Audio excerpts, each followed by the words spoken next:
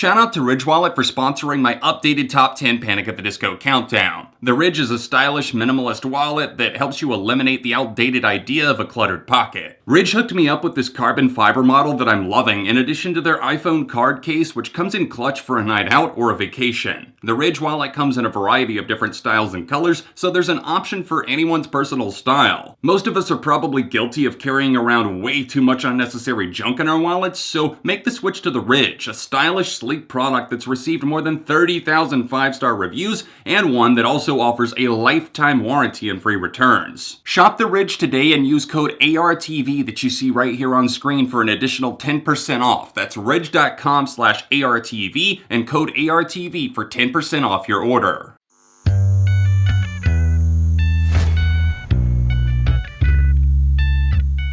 What's up everyone, welcome back to ARTV. My name is John and it's time for another top 10 countdown. Today it's a re-edit, a redo of my top 10 favorite Panic at the Disco songs. This initially came out as my first ever top 10 list at the top of 2016, and today, to kind of celebrate everything coming full circle, I think I've gotten a lot better since then. I'm wearing my first ever band shirt that I ever owned. Yes, this came from Hot Topic in 2009, so the shirt is officially 10 years old and we're doing a top 10 countdown. If you're curious to see how my list has evolved over time, then please check the link in the description down below. I'll leave a link for the original one and you can compare for yourself. I've been a fan of Panic at the Disco since 2005, so I've seen a lot of sonic changes and evolutions, as some would call it. I haven't found much favor with their recent output, so you won't see much of that on this list, but keep in mind that everything here, it's just my opinion. Since Panic have been around for a while now and it's really hard to narrow down, I'll officially count down the top 10, but right before we get to that, let's go ahead and talk about what would comprise 15 through 11. At number 15, we would have Girl That You Love. Number 14, Emperor's New Clothes. Number 13, Come On, the duet with Fun. Number 12, The Ballad of Mona Lisa, which was originally in my top 10. And number 11, New Perspective. Now it's time to dive straight into the actual top 10. If you enjoy the video today, please drop a like on the video. It helps out more than you know. And subscribe for the love of music.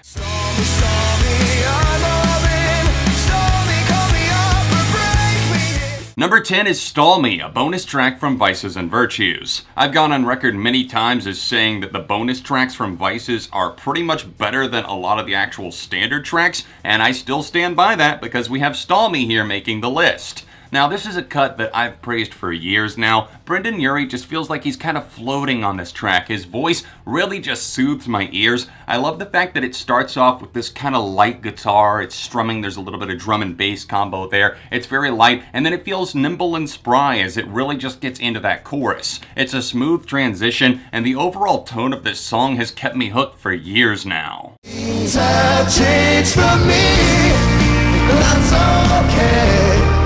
I feel the same, I'm on my way, and I'll say Smiles all around when I think of my number 9 selection, That Green Gentleman, Things Have Changed. Expectations were high following their debut album Fever, but Pretty Odd kinda let some people down, and I think that that's a shame because it's a beautiful record in its own right. Obviously, this single alongside 9 in the Afternoon were kind of throwing some people for a loop, but I do feel happiness when I listen to this song. It's something that takes me back to a better part of my life, something where nothing was tainted up here. I wasn't saying, oh, I'm so cynical about this, and I can still put on this song, and it just brightens my mood instantly. That Green Gentleman has a great strum to the guitar, a nice little strut, and as it picks up speed going into the chorus, Things Have Changed for me. It's a channel along. It's something that still holds up to this day.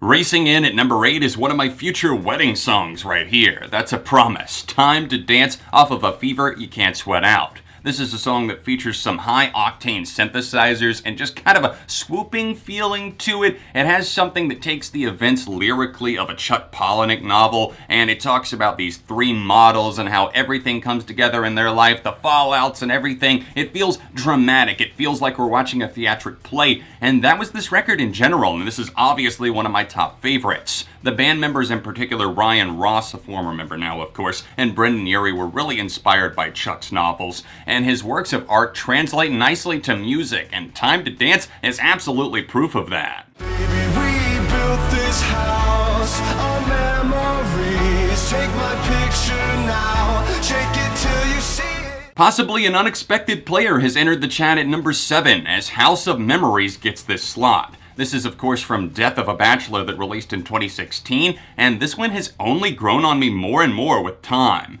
It's evident that the writing on this track is really one of the most powerful elements. I love the kind of allusion to the fact that memories are being stored together in this house, and everything is something that they can go visit together, possibly within the context of a relationship. The keys on this track really have a striking, poignant feeling to them, and I think that the music surrounding it is really what makes me wrap my arms around this track and say, "Come here, I need more of this in my life." Hey moon, please forget to fall down.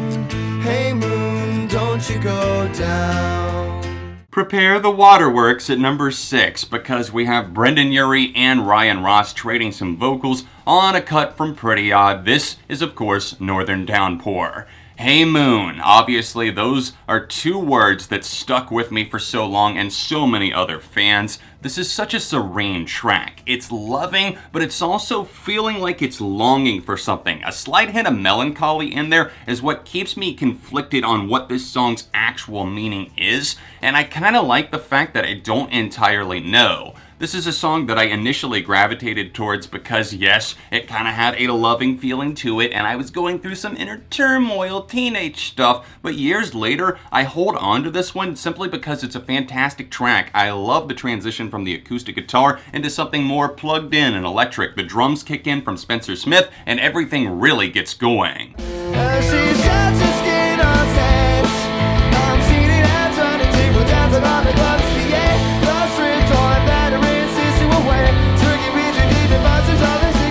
And now number 5 is Of Consenting Age. Well, not quite, but it's better if you do. Lands at number 5 on my list today. This track has always been something that I found to be so superior to even a lot of its peers on a great album in and of itself because of the fact that it does kind of illustrate this night out. It's talking about, now I'm of consenting age to be forgetting you in a cabaret. It just has this nice swagger to it, and it's kind of hard to describe, but it does feel almost like a 1930s kind of piano melody chiming in there, like maybe you're watching a singer or a dancer at a lounge or a cabaret somewhere, and the music video does a great job at bringing all of the words to life. It's something that just felt so creative, and I feel this is what I miss about Panic the most. The writing was so detailed and very descriptive, and I don't think we really get that anymore. Instead, we get a lot of party songs. I miss the stuff that went into detail on some weird shit, and this song gave us that, all while also combining together modern musical stylings with something very old and throwback-ish.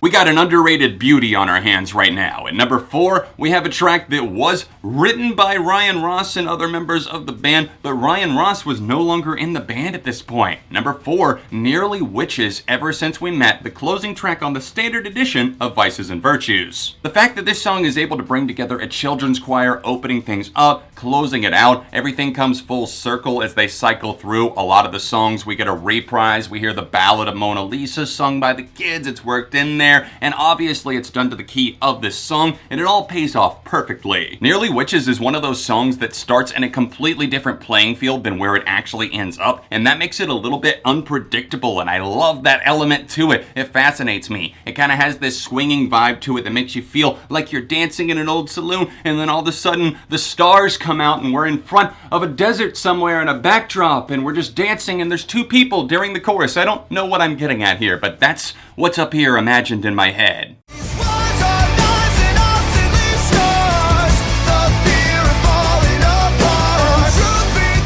Number 3 is This Is Gospel from Too Weird to Live, Too Rare to Die, an album that I do feel that I initially underrated, but this song is always something that I immediately threw praise towards. It's kind of a timeless track, and I think most people will recall the line, "If you love me, let me go," but it's so much more powerful than that if you can grasp the entire concept of this song. The allusions, the metaphors here, these words are like knives that often leave scars, the fear of falling apart. The manipulated and stretched vocals going in the background of the chorus, all while the guitars are kind of leaving that imprint and stamp of a burn that just lingers with you. This track is so tasteful, and the vocal performances, the heartbeat going at the start and into this song. This was meant to be kind of a love letter, but also a wake-up call to Spencer Smith, the drummer of the band, and unfortunately he never did return, but he did get clean and he ended up working for the label DCD2, which is involved with Panic. It's a good conclusion to this chapter, to this story, and we're left with this fantastic dramatic song that always keeps you on edge.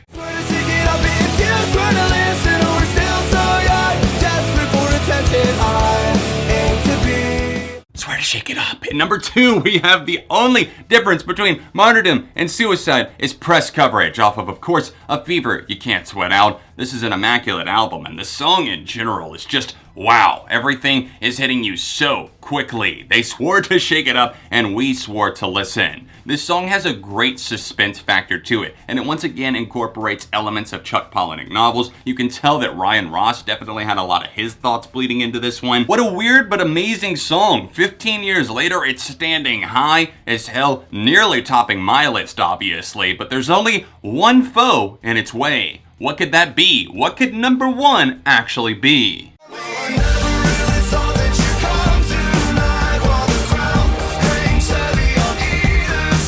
There's a new number 1 in town, ladies and gentlemen, and I want you to bow down to the underrated king that is Far Too Young to Die. Dallin Weekes was officially a full-time member at this point in time in Panic at the Disco, and he co-wrote this track alongside Brendon Urie. Now, I highly recommend looking up the original version of this track because it was totally different when it was done for the Brobecks, obviously Dallin's other project. The drastic evolution that this song underwent is absolutely incredible. Just a stellar track that's somehow able to blend elements of this clicking techno rhythm and also these washed out and warped synthesizers and putting that together with an emotional and heartfelt message from Brendon Urie. I love the lyrics here. I'm chasing roller coasters. I'm twisting allegories now. I have to have you. It feels like we're on the edge. We're on the verge of something, and then that chorus comes in that Dallin had originally penned, and everything just comes full circle. It's like pulling down the moon that they were talking about on Northern Downpour and then putting it in a roller coaster and making it take a few laps. That's somehow everything that's incorporated into this track, and that's the best summation that I can give you. You have to hear this one. It easily overtook my number 1 position over the past few years, and I really can't stop listening to it. Anyways, everyone, thank you so much for watching to the end of this video. Please drop a like if you're still here and subscribe for the love of music. If you want to see me rank every Panic at the Disco album from worst to best in my opinion, then tap here or tap here for the last top 10 countdown. Socials in the description, and I'll see you soon for more on ARTV.